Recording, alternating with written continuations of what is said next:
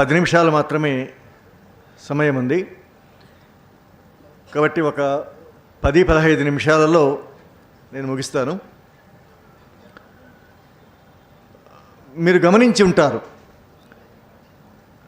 April 2వ తేదీ Maoist party తాను కాల్పుల విరమణకు సిద్ధమని ప్రకటించిన తర్వాత 2 తెలుగు రాష్ట్రాల్లోనే కాకుండా దేశమంతటా ఒక పెద్ద కదలిక వచ్చింది.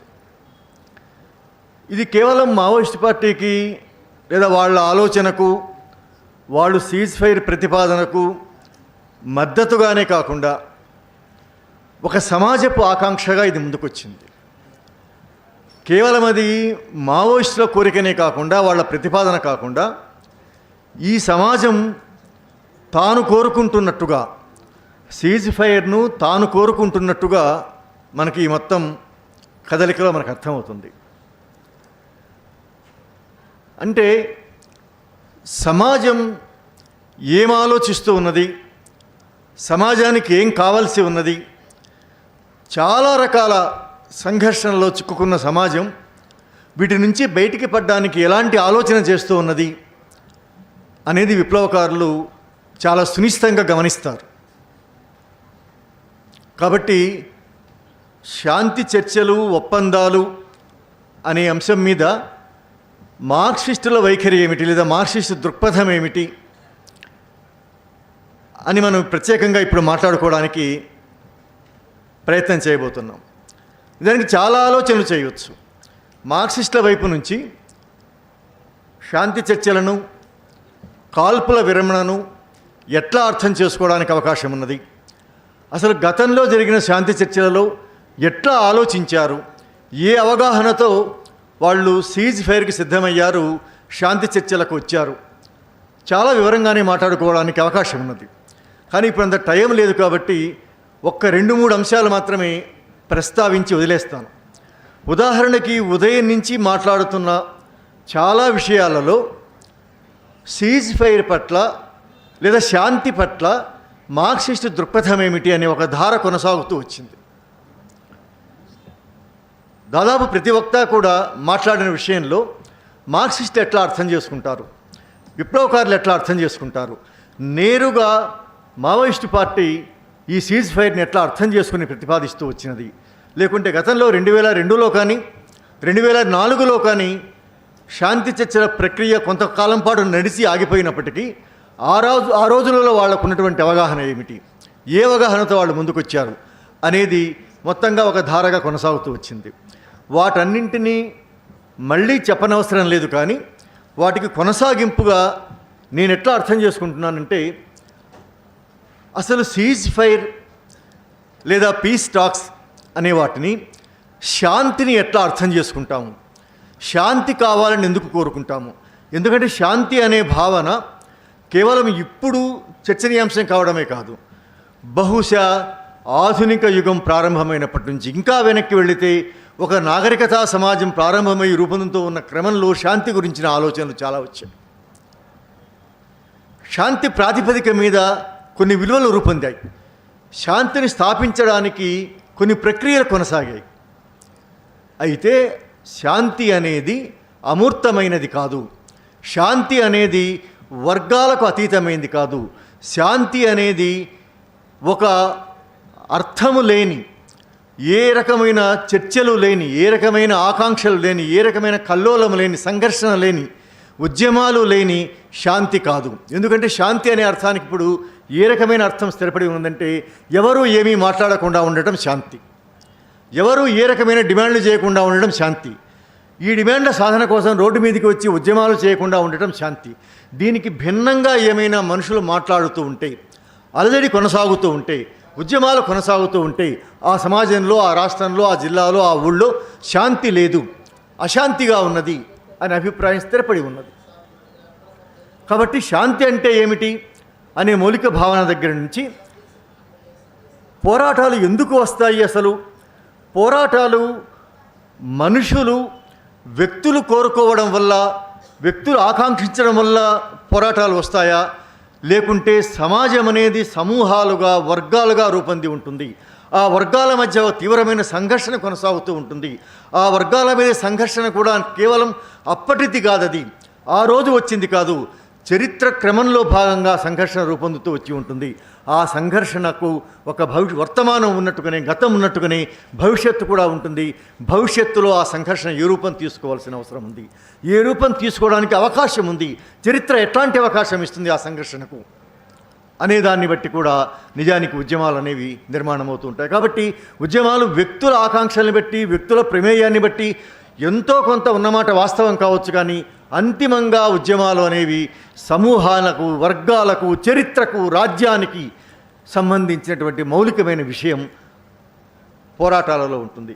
కాబట్టి శాంతిని అర్థం చేసుకోకుండా, పోరాటాలను అర్థం చేసుకోకుండా, శాంతిని, పోరాటాలను ఈ రెండూ కూడా కొనసాగుతున్నటువంటి చరిత్రతో సంబంధం లేకుండా, చరిత్ర పురోగతితో సంబంధం లేకుండా, చరిత్ర ముందుకు పోవడానికి చేసే ప్రయత్నాలు కొన్ని ఉంటాయి.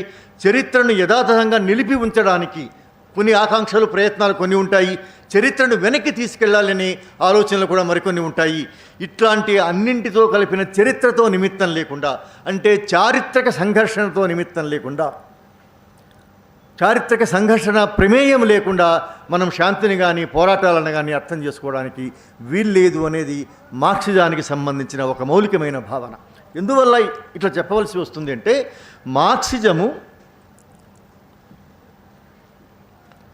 దేనినైనా సరే చారిత్రకంగా చూడమని చెబుతుంది.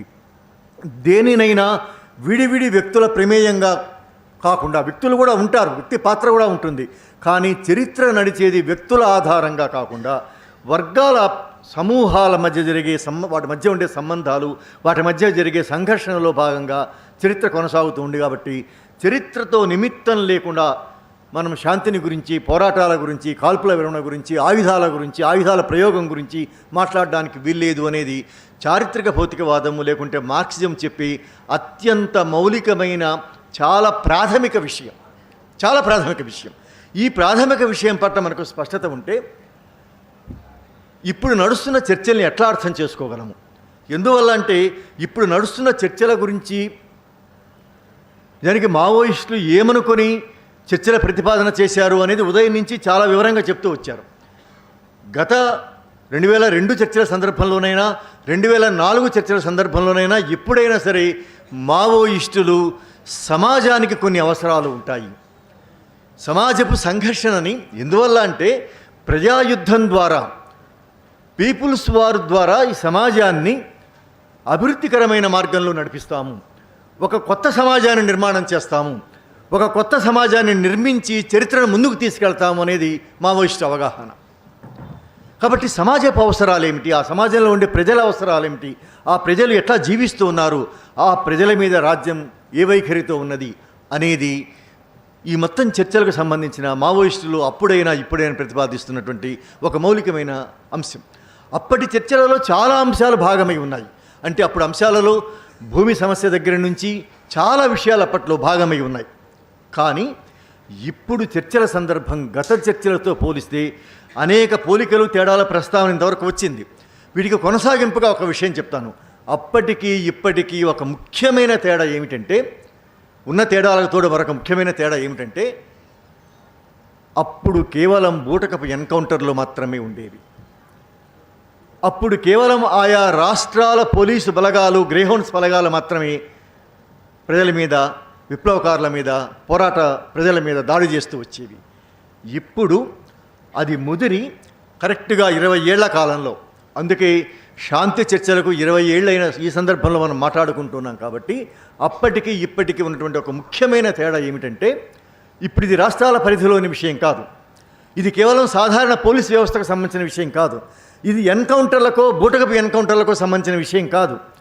మొత్తంగా భారత ప్రజల మీద కార్పొరేట్ల ప్రయోజనాల కోసం, ఈ దేశాన్ని కార్పొరేట్ ఇండియాగా మార్చడం కోసం, ఈ దేశాన్ని ఒక సనాతన హిందుత్వ రాష్ట్రంగా మార్చడం కోసం కేంద్ర ప్రభుత్వం రాష్ట్రాల ప్రభుత్వాలతో కలిసి మూకుమ్ముడిగా చేస్తున్న ఒక అంతర్యుద్ధ వాతావరణంలో ఈరోజు మనం శాంతి చర్చల గురించి, కాల్పుల విరమణ గురించి మనం మాట్లాడుకుంటూ ఉన్నాం. అది అప్పటికి ఇప్పటికి సంబంధించిన అతి ముఖ్యమైన తేడా. అంటే ఫాసిస్టులు రాజ్యాధికారంలోకి వచ్చి ఈ సమాజాన్ని ఫాసిస్టీకరించడమే కాకుండా హైందవీకరించడం మాత్రమే కాకుండా ఈ దేశానికి మొత్తానికి ఏ వ్యవస్థకైనా సరే మౌలికమైన ఆర్థిక రంగాన్ని కార్పొరేటైజ్ చేయడానికి, వేగవంతంగా చేయడానికి గత ప్రభుత్వాలు చేసిన దానికంటే అత్యంత వేగంగా, నిర్దాక్షిణ్యంగా, అమానవీయంగా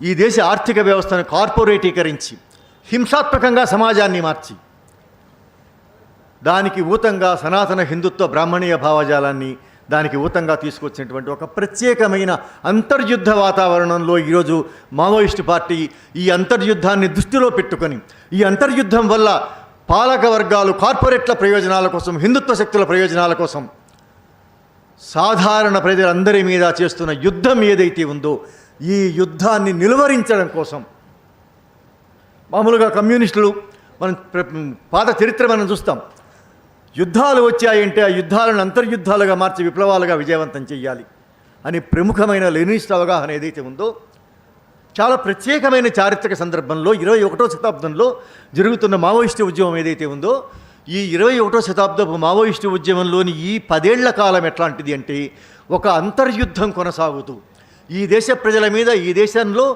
ఓట్ల ద్వారా, రాజ్యాంగం ద్వారా చట్టబద్ధ పాలన కొనసాగిస్తామని అధికారంలోకి వచ్చినటువంటి పాలక వర్గాలు ఎంత మాత్రమూ మేము ప్రజలకు సంబంధించిన వాళ్ళం కాదు, ప్రజల ఓట్లతో మేము అధికారంలోకి వచ్చిన వాళ్ళం కాదు, కార్పొరేట్ల ప్రయోజనాల కోసం మేము అధికారంలోకి వచ్చాము, వాళ్ళు మమ్మల్ని ముందుండి వెనక ఉండి నడిపిస్తే మేము నడుస్తున్న వాళ్ళం, వాళ్ళ ప్రయోజనాలు తీర్చడం మాత్రమే మా ఏకైక కర్తవ్యం అని 60 ఏళ్లుగా 70 ఏళ్లుగా రాజ్యాంగం చుట్టూ ఉండే అన్ని రకాల ముసుగులని, అన్ని రకాల మేలి ముసుగులను తొలగించి ఒక కార్పొరేట్ యుద్ధాన్ని ప్రజల మీద రుద్దిన ఈ సందర్భంలో అమానుషమైన హింసాకాండ కొనసాగుతున్నది. కాబట్టి ఆ హింసాకాండని ఆపడం కోసం, ఆ హింసాకాండలో సాధారణ ప్రజల ప్రాణాలను కాపాడటం కోసం, సాధారణ ప్రజలు చనిపోకుండా వాళ్లకు జీవించే హక్కు ఉండడం కోసం విప్లవోద్యమం శాంతి చర్చల ప్రతిపాదన చేసింది.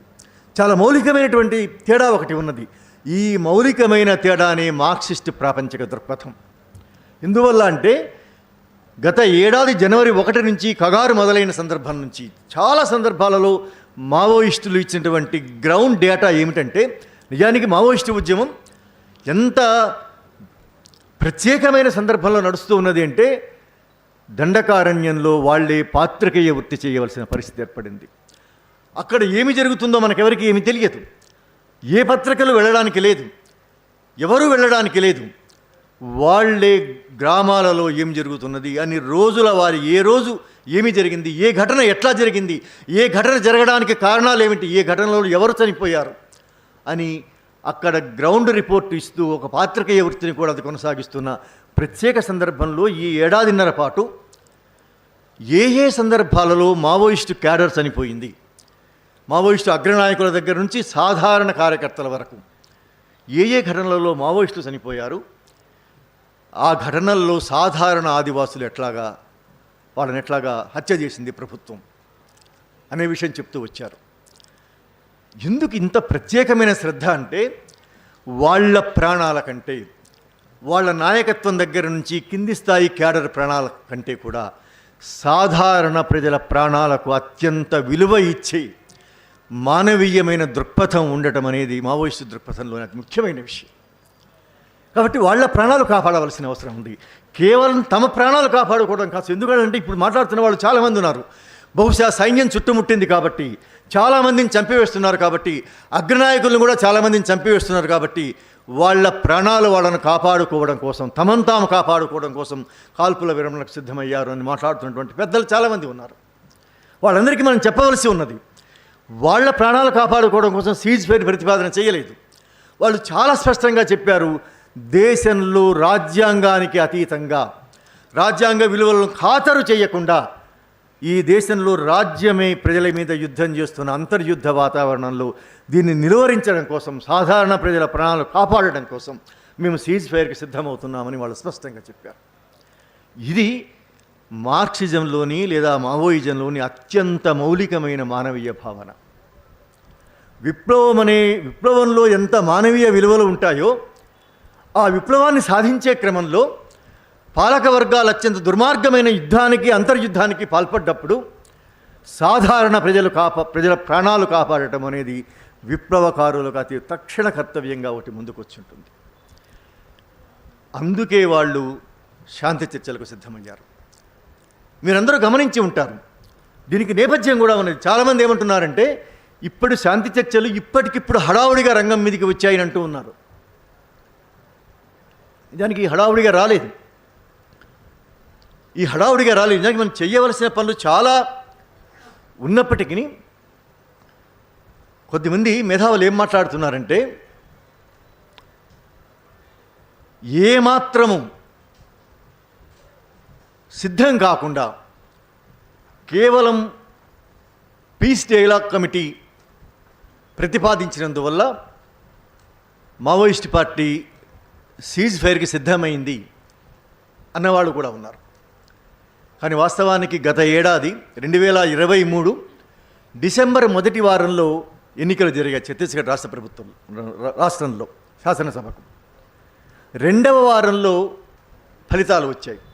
మూడవ వారంలో బీజేపీ ప్రభుత్వం అధికారంలోకి వచ్చాక ప్రభుత్వమే చాలా స్పష్టంగా తానే శాంతి చర్చలకు ప్రతిపాదన చేసింది. ఛత్తీస్గఢ్ ప్రభుత్వం తానే మావోయిస్టుల ముందు పీస్ టాక్స్కి సంబంధించిన ప్రతిపాదన పెట్టింది. అప్పుడు మావోయిస్టులు వెంటనే స్పందించారు. వాళ్ళు షరతులు కాదు కానీ నిజానికి చర్చలకు సంబంధించిన సానుకూల వాతావరణం కోసం 1-2 అంశాలు మాత్రమే ప్రస్తావించారు. మొట్టమొదటి అంశం ఏమిటంటే ఛత్తీస్గఢ్లో చాలా లక్షల సైనిక బలగాలను మోహరించారు. కాబట్టి మీ సైనిక బలగాలు ప్రజల మీద పడి విచక్షణారహితంగా చంపివేస్తున్నారు. కాబట్టి మీ సైనిక బలగాలను మీరు బ్యారక్స్లో ఉంచుకోండి. మొదటి పని అది. బహుశా ఈ ఒక్కటే ప్రధానంగా చెప్పారు. రెండవది కొత్త పోలీస్ క్యాంపులు పెట్టవద్దు. ఒక రకంగా దాంట్లో భాగమే అది కూడా. ఈ రెండు ఒకటే. అసలు ఒకే ఒక్క డిమాండ్ పెట్టి ఒకే ఒక్క ప్రతిపాదన ముందు పెట్టారు. షరతు కూడా కాదు, అది ప్రజల వైపు నుంచి పెట్టారు.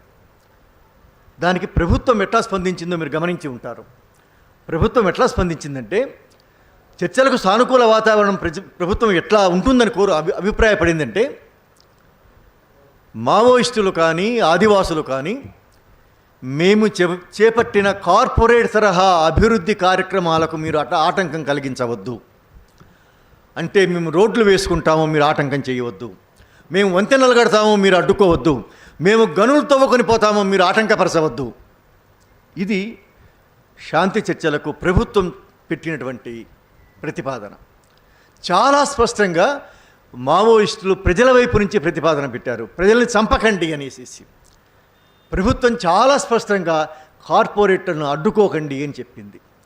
ఇది రెండు పక్షాల మధ్య ఉన్నటువంటి వర్గ దృక్పథానికి సంబంధించిన విషయం. ప్రభుత్వం చాలా నిస్సిగ్గుగా బాహాటంగా నేను కార్పొరేటీకరణ వైపున ఉన్నాను కాబట్టి నేను సైనికీకరిస్తాను, దాన్ని మీరు అడ్డుకోవడానికి వీల్లేదని వాళ్ళు చెప్పారు. వీళ్ళు ప్రజల వైపు నుంచి చెప్పారు. అంటే శాంతి చర్చలలో కాల్పుల విరమణలో వర్గ దృక్పథం కూడా ఉంటుంది. వర్గానికి ప్రజలకు అతీతంగా ప్రజల ప్రయోజనాలు లేకుండా ప్రజల ఆకాంక్షలతో నిమిత్తం లేకుండా విప్లవ పార్టీ ఎప్పుడు ఏ పని చెయ్యదు.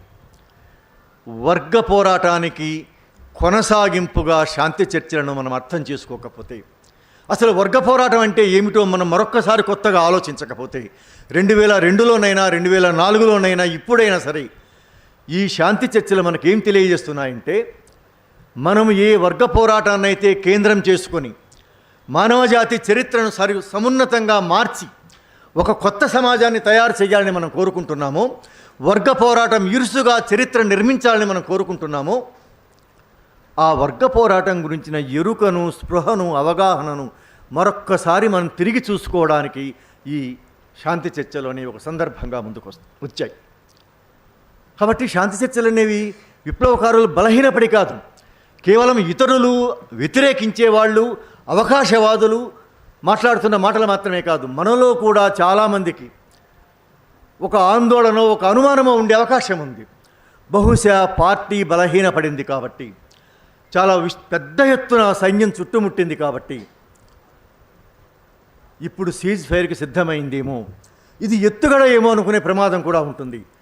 శాంతి చర్చలు లేదా కాల్పుర విరమణ అనేవి విప్లవకారుల విధానంలో భాగమని అర్థం చేసుకోవాల్సిన అవసరం ఉంది. విధానంలో భాగమైనందువల్లనే, పాలసీలో భాగమైనందువల్లనే అది విప్లవంలో భాగమైంది. అందువల్లనే ఇది వర్గ పోరాటానికి సంబంధించిన ఒకానొక ప్రత్యేకమైన పోరాట రూపంగా ముందుకు వచ్చింది. కాబట్టి వర్గ పోరాటానికి సంబంధించిన ఒక పోరాట రూపంగా మనం శాంతి చర్చలు మనం అర్థం చేసుకుంటే, మన చుట్టూ ప్రభుత్వం ఒకవైపున ఉన్నది, ప్రభుత్వం మొండిగా ఉంది, ప్రభుత్వం మీద ఒత్తిడి ఏ రకంగా తీసుకురావాల్సిన అవసరం ఉంది, ఎంతకాలం తేవాల్సిన అవసరం ఉంది, ఎంత ఓపికగా తేవాల్సిన అవసరం ఉంది. ఈ శాంతి చర్చలలో ప్రభుత్వం మీద ఒత్తిడి తేవడానికి ఎంత ప్రయత్నం చేయడంలో ఎన్ని రకాల సమూహాలను మనం చాలా ఓపికగా కూడగట్టవలసిన అవసరం ఉంది. ఎన్ని సమూహాలలో కలిసి మనం మాట్లాడవలసిన అవసరం ఉంది. ఎన్ని సమూహాలలో కలిసిపోయి నీళ్ళలో చేపల అంటారు కదా, ఎన్ని సమూహాలలో కలిసి ఒక సాధారణ ప్రజాస్వామిక పరిభాషలో దీన్ని మనం ఎట్లా ప్రచారం చేసి ప్రభుత్వం మీద ఒత్తిడి తేవాల్సిన అవసరం ఉంది అనేది ఒక అంశం అయితే, ఇంకొక అంశం ఏమిటంటే, ఈ సందర్భంలో ఈ శాంతి చర్చల చుట్టూ లేదా సీజ్ ఫైర్ చుట్టూ మేధావులు రాస్తున్న చాలా విషయాలు ఉన్నాయి. వాటిని మనం అర్థం చేసుకోవాలంటే కూడా వర్గ పోరాటంలో భాగంగా, వర్గ పోరాట రూపంగా మనం చర్చల్ని అర్థం చేసుకున్నప్పుడు మాత్రమే మనకు సాధ్యమవుతుంది.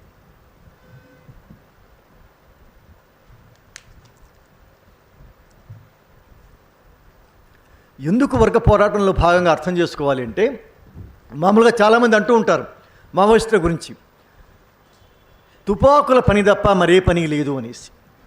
తుపాకులతో తప్ప మరి ఏ ప్రజాస్వామిక పోరాటాలు, ఏ ప్రజా ఆందోళనలు నిర్మించలేరని సాయుధ పోరాట పంథాలో సాధ్యం కాదని చాలామంది అంటూ ఉంటారు. ఈ మాటను మనం తిరగేసి చెప్పాల్సిన అవసరం ఉంది. అది వర్గ పోరాట దృక్పథం కాబట్టి, అది దీర్ఘకాలిక ప్రజాయుద్ధం కాబట్టి, దీర్ఘకాలిక ప్రజాయుద్ధంలో భాగంగా, వర్గ పోరాటంలో భాగంగా అనేక రకాల ప్రజా పోరాట రూపాలు ఉంటాయి. చర్చలు అనేవి ప్రజా పోరాట రూపాలకు సంబంధించిన విషయం. ఇది చర్చలు అనేవి కేవలం పని మానేసి, పోరాటం మానేసేసి కేవలం కూర్చొని మాట్లాడుకునే విషయం కాదది. అది పండితుల బాతాఖాని కాదది, పండితుల చర్చలు కావవి. చర్చలు అనేవి ఒక వర్గ పోరాట రూపంగా, ఒక పోరాట రూపంగా మనం అర్థం చేసుకున్నప్పుడు అవి ప్రజలకు ఎంత అత్యవసరమైనవి అవుతాయి. ప్రజలకు అవసరం కాబట్టి ప్రభుత్వం మీద ఎట్లాగో ఒత్తిడి తీసుకురావాల్సిన అవసరం ఉంది.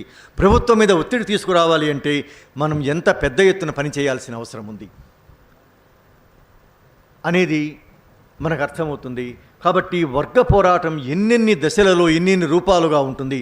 నిజానికి వర్గయుద్ధం వేగవంతమయ్యే క్రమంలో, వర్గయుద్ధం ఒక దశ నుంచి మరొక దశలోకి పరివర్తన పొందే క్రమంలో, మారే క్రమంలో కొత్త పోరాట రూపాలు వస్తాయి. ఈ కొత్త పోరాట రూపాలలో ఒకటి శాంతి చర్చలు అని మనం అర్థం చేసుకుంటే అప్పుడు తప్పనిసరిగా దాని మీద మనకు ఉండవలసినటువంటి స్ట్రెస్ అంతా మనకు అర్థమవుతుంది. కాబట్టి సమాజాన్ని మనం అర్థం చేసుకోవడం, నిజంగా మార్క్సిస్ట్ దృక్పథం అంటే, మౌలికంగా మార్క్సిస్ట్ దృక్పథం ఏంటి శాంతి చర్చల మీద అని అంటే, ఇంకొక అంశాన్ని మనం చెప్పవచ్చు. అసలు ఈ సమాజాన్ని మనం ఎలా అర్థం చేసుకుంటాము, ఈ సమాజంలో ఉన్నటువంటి ఈ సంఘర్షణని, సంబంధాలని మనం ఎట్లాగా అర్థం చేసుకుంటాము. ఈ సంబంధాలని అర్థం చేసుకోవడంలో ఉదారవాద మేధావుల కంటే, ఇతర ప్రజాస్వామికవాదుల కంటే వర్గ దృక్పథము, విప్లవాత్మక దృక్పథం ఉండేవాళ్ళు ఈ సామాజిక సంబంధాలను, ఈ సంఘర్షణను ఎట్లా అర్థం చేసుకుంటారని ఒక ప్రత్యేకమైనటువంటి ఒక అంశం కాబట్టి, మౌలికంగా భిన్నంగా ఉంటుంది కాబట్టి, దానికి తగినట్టుగా మనం ఈ శాంతి చర్చలను ముందుకు తీసుకుపోవాల్సిన అవసరం ఉంది. శాంతి చర్చల ప్రతిపాదన నిజానికి ఇంకొక అభిప్రాయం ఏముంది అంటే, వర్గ పోరాటం అనే పేరుతో ఒక తీవ్రమైన, ఒక మిలిటెంట్ పోరాట రూపాన్ని చేపట్టడం వల్ల సమాజంలో ఏ ప్రజాస్వామిక ఉద్యమాలకు చోటు లేకుండా పోయింది, ముఖ్యంగా తెలుగు సమాజాలలో చోటు లేకుండా పోయింది అనే అభిప్రాయం కూడా ఒకటి ఉంది. కానీ మనం చెప్పవలసింది ఏమిటంటే, వర్గ పోరాటానికి అత్యున్నత రూపమైనటువంటి సాయుధ పోరాటాన్ని కొనసాగిస్తూనే, సాయుధ పోరాటంతో ఏమాత్రము విభేదం లేని, సాయుధ పోరాటం ప్రధానంగా ఉండే దీర్ఘకాలిక ప్రజాయుద్ధంలో అంతర్భాగంగా ఒక ప్రజాస్వామిక పోరాట రూపంగా శాంతి చర్చలు కూడా ఉంటాయి. కాబట్టి ఒక మిలిటెంట్ పోరాట రూపం ఉన్నప్పుడు ప్రజాస్వామిక పోరాటాలకు అవకాశం ఉండదు అనే ఒక వాదన ఏదైతే ఉందో ఆ వాదనని ఇప్పుడు నిజంగా 50 ఏళ్లుగా దాన్ని ఆ మాటను మనం తిరస్కరిస్తూ మనం అనేక పోరాట రూపాలు మనం చేపట్టినటువంటి అనుభవం మనకున్నది. అది నిజం కాదు. కానీ ఇప్పుడు తిరిగి మళ్ళీ మరొకసారి కొత్తగా మనం చేయవలసింది ఏమిటంటే సాయుధ పోరాట రూపాన్ని కొనసాగిస్తూనే అందులో భాగంగా శాంతి చర్చలను కూడా ఎట్లాగా కొనసాగిస్తాం అంటే సాధారణ ప్రజలందరూ మాట్లాడగలిగే, ప్రజలందరూ భాగం కాగలిగే. అందుకే నేను ఆరంభంలో చెప్పాను ఏప్రిల్ 2వ తేదీ నుంచి ఈ రోజు వరకు దేశవ్యాప్తంగా వచ్చినటువంటి ఈ మార్పుని ఒక ప్రత్యేక రాజకీయ వాతావరణాన్ని మనం గమనించామంటే గత 10 ఏళ్ల కాలంలో ఇట్లాంటి వాతావరణం లేదు. దానికి భిన్నంగా నిజానికి ఈ 2 నెలలు మనం చూస్తూ ఉన్నాం. కాబట్టి మావోయిస్ట్ పార్టీ 6 నెలల పాటు నేను సీజ్ ఫైర్కి సిద్ధము అని చెప్పింది. అంటే కాల్పుల విరమణ అనేది లేదా శాంతి చర్చలు అనేది ఆ పార్టీ అత్యున్నత అవగాహనను మెచ్యూరిటీని తెలియజేసే విషయం అయితే అది కేవలం ఒక రోజు, ఒక వారము, 2 రోజులు, 2 నెలల కాలం కాదు. అది ఒక సామాజిక ప్రక్రియగా మారవలసి ఉన్నది, ఒక సాంస్కృతిక ప్రక్రియగా మారవలసి ఉన్నది. సమాజంలోని అన్ని శ్రేణుల ప్రజలు అందులో భాగం కావాల్సి ఉన్నది. అన్ని రకాల ఆలోచన ధోరణులు ఉండేవాళ్ళు అందులో భాగం కావాల్సి ఉన్నది. మొత్తంగా ఒక సామాజిక ప్రక్రియగా అది ఉండాలి అంటే దానికి అవసరమైన కాలం కావాలి. కాబట్టి 6 నెలల పాటు నేను సీజ్ ఫైర్కి సిద్ధంగా ఉన్నాను అని కూడా మావోయిస్ట్ పార్టీ తెలంగాణ కమిటీ ప్రకటించింది. ఇది కూడా ఆ పార్టీ మెచ్యూరిటీని తెలియజేసే విషయం. అంటే దీర్ఘకాలిక ప్రజాయుద్ధం ఉన్నట్టుగానే, దీర్ఘకాలిక ప్రజాయుద్ధంలో భాగంగా సాయుధ పోరాట రూపం ఉన్నట్టుగానే శాంతి చర్చలు అనేవి కూడా 1 రోజు 2 రోజులు జరిగేవి మాత్రమే కాదు. కేవలం ప్రభుత్వం ఈరోజు ఏమీ స్పందించడం లేదు కాబట్టి మనం నిరాశపడాల్సిన అవసరం లేదు, నిరుత్సాహపడాల్సిన అవసరం లేదు. అది మావోయిస్టు పార్టీకి సంబంధించిన విషయమైతే అది కాదేమో అని వాళ్ళు వెనక్కిపోయి ఉండేవాళ్ళు. నిజానికి నిన్నటి సాయంకాలపు కామ్రేడ్ బసవరాజు నివాళి ప్రకటనలో కూడా వాళ్ళు శాంతి చర్చలకు సంబంధించిన వైఖరిని ప్రకటించి ఉన్నారు. ఈ 2 నెలల కాలంలో 2 నెలల కింద ప్రకటించినప్పటి వాతావరణం ఏదైతే ఉందో అది పరిశీలించినప్పుడు ఆ అవసరం, సీజ్ ఫైర్ అవసరం ఆ రోజుతో పోలిస్తే 2 నెలలలో మరింత పెరిగింది. కాబట్టి మనం సీజ్ ఫైర్ దిశగా మన బలగాలను, ఆలోచనలను, కార్యక్రమాలను మొత్తంగా మన మిత్రులందరితోటి, నిన్న మొన్న మనం కలిసి పనిచేయనటువంటి మిత్రులతోటి, ఒక్క మాటలో చెప్పాలంటే బీజేపీ కూటమి ఏతర అన్ని బూర్జువా పార్టీలతో కూడా కలిసి సీజ్ ఫైర్ దిశగా పనిచేయడం కూడా ఒక దీర్ఘకాలిక ఉద్యమ పోరాట రూపమని మనం అర్థం చేసుకోవాల్సిన అవసరం ఉంది. ఇది ఒక ప్రజాస్వామిక పోరాట రూపం మనం అర్థం చేసుకోవాల్సిన అవసరం ఉంది. అప్పుడు దానికి తగినట్టుగానే వాళ్ళు 6 నెలల కాలమని ప్రకటించి ఉన్నారు. కాబట్టి ఆ స్పిరిట్ మనం అర్థం చేసుకున్నామంటే మనం తప్పనిసరిగా సీజ్ ఫైర్ విషయంలో ప్రభుత్వానికి ఎంత నిర్లక్ష్య వైఖరి ఉన్నాం, పట్టించుకోకపోయినా సరే, స్పందన లేదని చెప్పినా సరే, వాళ్ళు ఒక పక్కన విప్లవకారులు సీజ్ ఫైర్ దిశగా ప్రయత్నం చేస్తూ వాళ్ళు తుపాకులు ఉపయోగించకుండా, వాళ్ళపై దాడులు జరిగినప్పుడు తప్ప మిగతా సందర్భాల్లో వాళ్ళు తుపాకులు ఉపయోగించకుండా వాళ్ళు సీజ్ ఫైర్ కట్టుబడి ఉన్నప్పటికీ ప్రభుత్వం పెద్ద ఎత్తున హత్యాకాండకు పాల్పడుతున్నా సరే మనం చేయవలసింది ఏమిటంటే ఆ సీజ్ ఫైర్ దిశగా ఆలోచనలను సమాజంలో సమీకరించవలసిన అవసరం ఉంది. దాన్ని ఒక ప్రజాస్వామిక చైతన్యంగా, ఎందుకంటే సీజ్ ఫైర్ దిశగా వచ్చే ప్రజాస్వామిక చైతన్యం అనేది కేవలం దానికి మాత్రమే పరిమితమై ఉండదు. మనందరికీ తెలుసు, ఒక పోరాట రూపం విషయంలో, ఒక సందర్భంలో, ఒక రాజకీయ సందర్భంలో ప్రజలు ఆలోచించారంటే, ప్రజలు తమ గురించి తాము ఆలోచించగలిగారంటే, ప్రజలు సామూహికంగా ఆలోచించగలిగారంటే ఆ చైతన్యము అనేది అనేక ప్రజా పోరాటాలలోకి ఆధార ప్రవహిస్తూ ఉంటుంది, విస్తరిస్తూ ఉంటుంది, అది కొనసాగుతూ ఉంటుంది, వేర్వేరు రూపాలలో కొనసాగుతూ ఉంటుంది. కాబట్టి వర్గ పోరాటాన్ని వేగవంతం చేయడానికి, ఈరోజు ఆవరించి ఉన్నటువంటి ఒక ప్రత్యేక దశ ఏదైతే ఉందో ఈ దశను అధిగమించడానికి, ఈ అగర్తను దాటడానికి కూడా తప్పనిసరిగా శాంతి చర్చలు అనేవి అవసరమవుతాయి. దాని చుట్టూ ప్రజల ఆలోచనలు, ఎందుకంటే శాంతి చర్చలు అంటే మాట్లాడకుండా ఉండటం కాదు, మాట్లాడటం, బిగ్గరగా మాట్లాడటం, ఒక విషయం మీద మాట్లాడడం కాదు, అనేక విషయాల మీద మాట్లాడడం, ప్రజలందరి సమస్యల గురించి మాట్లాడడం, ఒక రాష్ట్రం గురించి మాట్లాడడం కాదు, యావత్ దేశం గురించి మాట్లాడడం, కేవలం ఒక పార్టీ గురించి మాట్లాడడం కాదు, మౌలికంగా కార్పొరేటీకరణకు, హిందుత్వకు వ్యతిరేకంగా, బూర్జువా నియంతృత్వానికి వ్యతిరేకంగా మాట్లాడటం. కాబట్టి ఈ మాట్లాడటానికి సంబంధించిన ఒక వాతావరణాన్ని మనకు మనమే సృష్టించుకొని ప్రజలందరూ బిగ్గరగా మాట్లాడటానికి తగినటువంటి ఒక వాతావరణాన్ని, ఒక మాధ్యమాన్ని మనం నిర్మాణం చేయడం అనేది కూడా మనందరి కర్తవ్యం అవుతుంది.